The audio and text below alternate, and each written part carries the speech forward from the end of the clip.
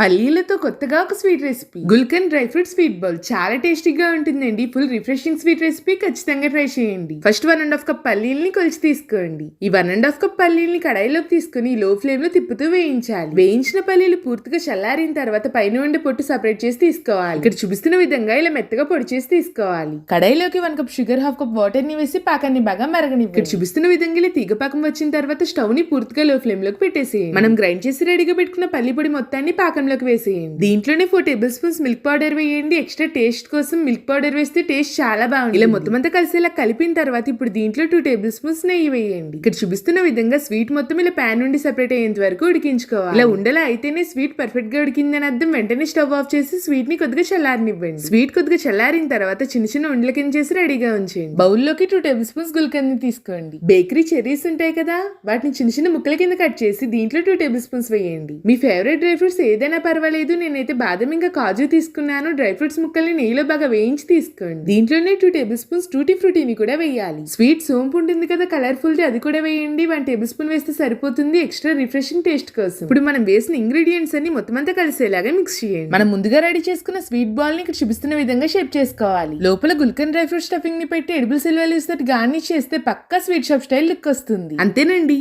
పల్లి gulkand sweet bowl recipe ready అయిపోయింది.